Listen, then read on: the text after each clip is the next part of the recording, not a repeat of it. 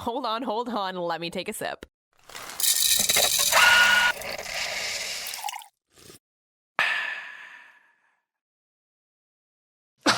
On the ninth cup of Christmas, Tori gave me homework. Listen, yeah, I did. This one goes away, leaves me to do all the episodes, all of the reels, all of the uploading, and then walks in the door and says, here's all your homework. I'm back. How does this division of labor work out? Production. It's bullshit. Creative. I love directing. Perfect. Yeah, so Executive producer. That's how this goes. okay then. It's a 50-50 Got it. partnership. I was just working out the division of labor and I seem to be just doing a lot of labor. Okay. I'm kidding. It was only because I kept trying to post stuff. So I was trying to be in charge of our TikTok while I was gone, but the internet in Europe is mediocre at best. No, she tick-knocked, so we didn't do it. Also, when you went to Europe, we missed like an entire month of didn't do episode, anything. and nobody Nothing got gave done. a shit. Okay, Labor so- got shut down. Okay. There's labor strikes. And I didn't bug you with any creative stuff while you were over there. I left you to have your own I little nice did. European Yes, you vacation. did. And guess what I was doing on my European vacation? Answering texts from you. I'm kidding. I love you. I was just checking in. Why aren't our TikToks up? Like, I'm trying. There's no internet. Speaking of which, all of the clips are uploaded to our little drive, right? So Yay. Okay. Yes. Okay. Get you them should, done. You Let's should follow do us it. on. It's so interesting because stuff will go viral on TikTok that is not viral on Instagram, and stuff will go viral on Instagram that's not on TikTok. Yeah. I don't know whether it's an algorithm. I don't know. Yeah, right? You just never know what's going to hit. No where. shock to anybody. The most popular reel so far of 2022 is the one where my date got pooped on. So here we are. Not a surprise here. But really, Okay. it's a shitty story if you've not seen it, definitely. It's going to be, highlight reel. It's an impactful story. We haven't gone out with him again yet. Has he called you? We've texted. Okay, good. I think there's plans. but- Okay. As long as it's still in the vortex. Because I Yes. really want to see what number 2 is going to happen. No pun intended. No pun intended. I'm like kind of dragging my feet a little bit because I don't want to do one of these like holiday date things. Yeah, there's nothing wrong with that.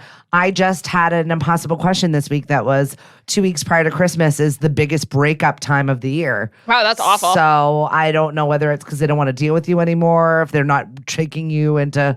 Because I thought it was cuffing season. I thought we held on to what we had. Yeah, but then you get the holiday pressure where you're like, I have to bring this person home to my family and decide if I really like. I have to defend that I really like this relationship, and suddenly you're like, maybe Not I worth don't it. so much. Checking out. And then it's like, how do I tell this person that I would maybe date them, but I'm not bringing them home? And then it's like, no, we'll just break up.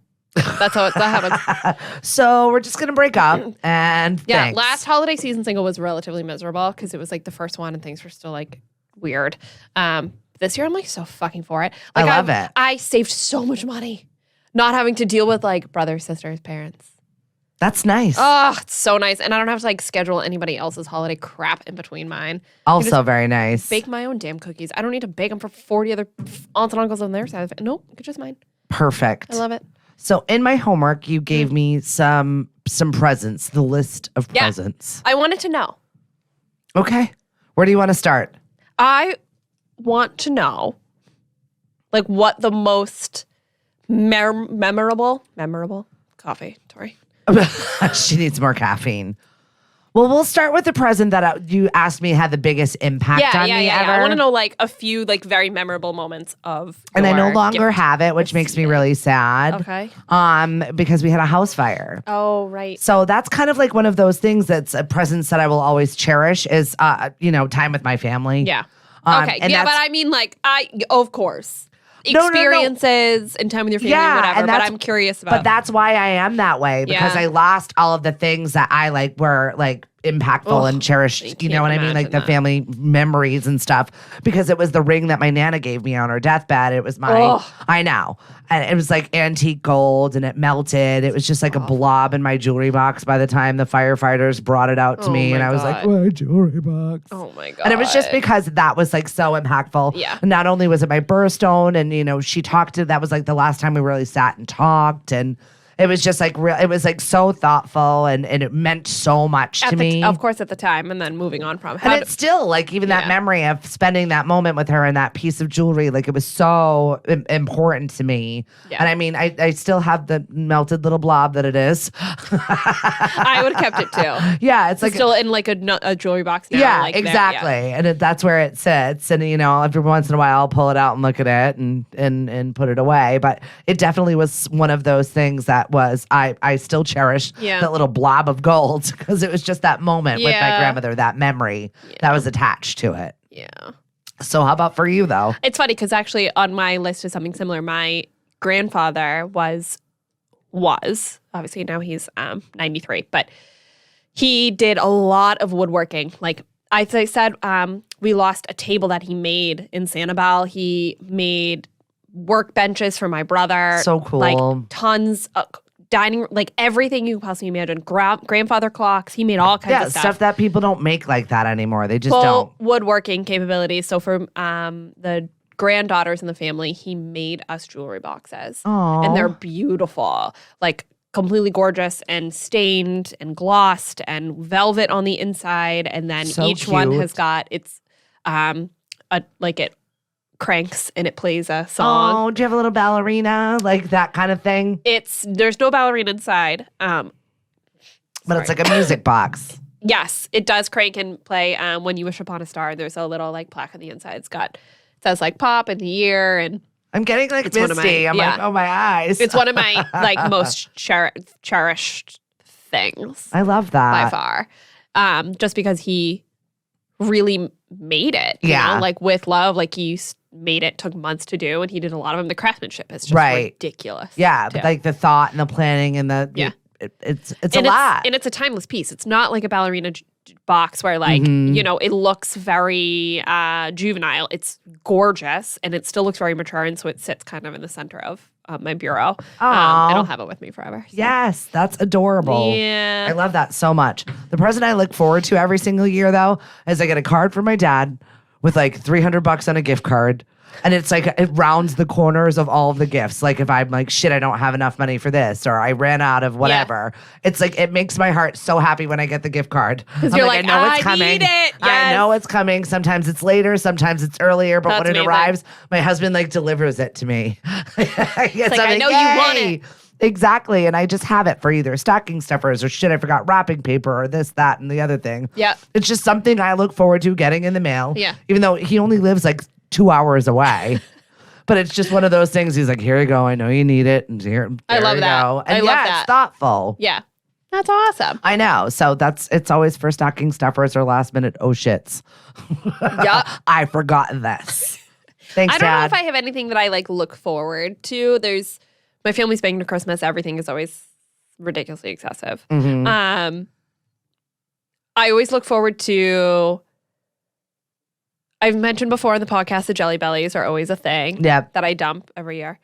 And then I mentioned last time, I look forward to seeing the ornament that my brother made my sister. That's and it's always like the night before shit show. Yeah. So that I think is super fun. But that's not even for me or from me, but it's just kind of one of those fun. Yeah. My husband has this ritual where he like locks all the doors and like lays out all the gifts because he needs to make sure it's all even and everybody looks as if it's like, okay, we got it all. I'm like, can't we just like wrap it one at a time? Because I hate wrapping. I'm like, stuff it in a bag, throw something on top. And he's like, no, I'll wrap it. And he's like origami with that. He loves it. Loves it, loves it. What about a gift from like your childhood, like a really memorable toy or like something really young that you remember? For me, it was always about music. And at that time, it was only CDs. So, I mean, everybody wanted them. And I would come downstairs and I would always have like, it was a stack of them. Yeah. So it was like just sitting there and opening them and going through like the album cover, like, and going through the pages of the CD sleeve. Yeah. And like reading the lyrics and like I would sit there for hours all day long for like a stack of 20 CDs and I'd be there for 3 days. The year I got an iPod Nano, I cried. Like I literally like opened it and cried. And my family was like, what?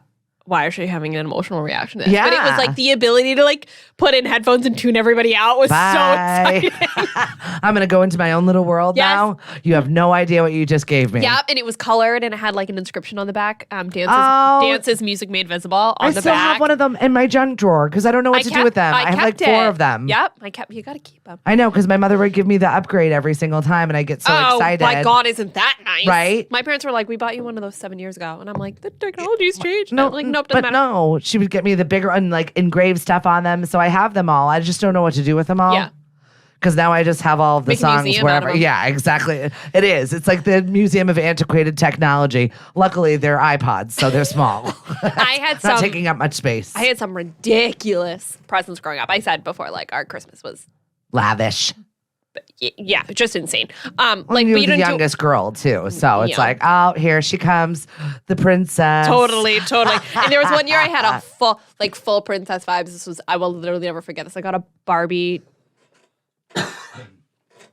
Jeep, like sit and drive around Barbie Jeep, and it was like in the living room. Like you walk in and I was like I'm the youngest. My brother was 6 years older than me, and then there was my sister. Like I knew that shit was for me. Yeah, like immediately when you round that corner. Yeah. And then I got a pair of sunglasses and a black and white, I called it a Cruella de Vil coat. It was like a furry Cruella de Vil coat. So this one's like driving around living her best 101 Dalmatians. Yep, I spent the entire Christmas morning like in my Barbie Jeep, like a Jeep with my coat on, opening up all my presents, looking like a... Please find one of those photos and share it because if I can, I'll try and please find share that on our social. I just remember feeling like such a gangster.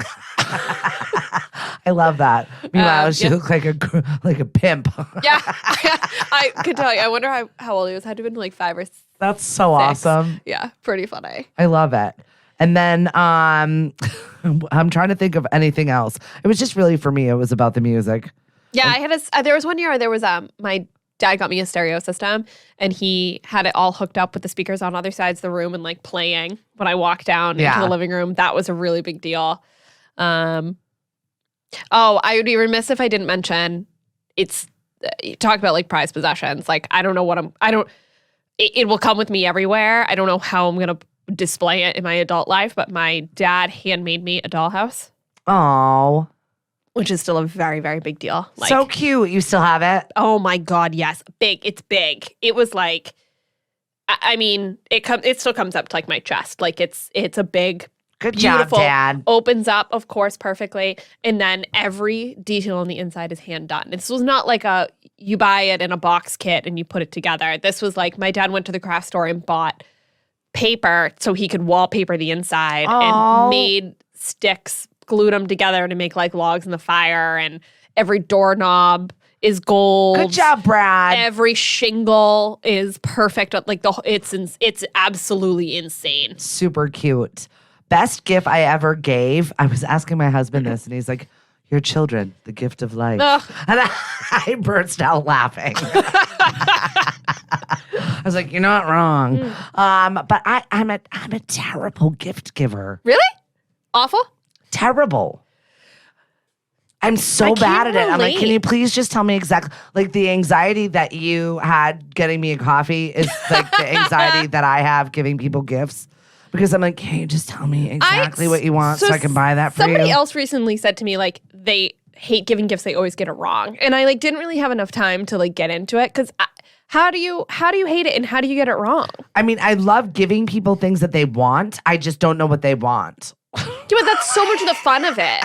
And like trying to figure it out and get creative. Because I just don't have time. Like I love all of my friends. I love my family. Yeah. I absolutely love them dearly. But I don't want to get them something they're not going to use.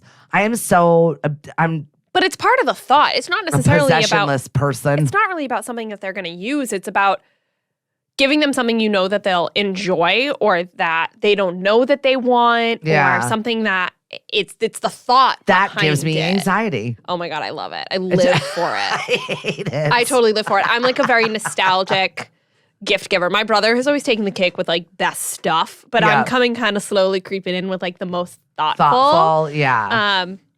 I'm always giving like the best books, and stuff like that. So I'm getting very You're good. also a lyrics person. You know what I mean? There's always like a secret meaning. I don't know. You're yes, 100%. You're a Taylor Swiftie when it comes to stuff like that. Yeah, everything's got like an emotional base to it. And I'm just like, is it black or is it white? I don't know. Just tell me what you want. I don't know. I'm not that deep, Tori. But I make everything deep. Like even last year I bought my brother and sister-in-law an air fryer because they really wanted it. And even the tag was like, this is for all your late night pizzas. Because like I know like that's cute. Rachel goes to bed and Palmer wants a snack. And Rachel can't have gluten and Palmer like will gorge himself on pizza and stuff like that when Rachel goes to bed. So I'm like, this is what this is for, right? So that's everything so cute. I could have just gotten them an air fryer, but like there's a point to everything.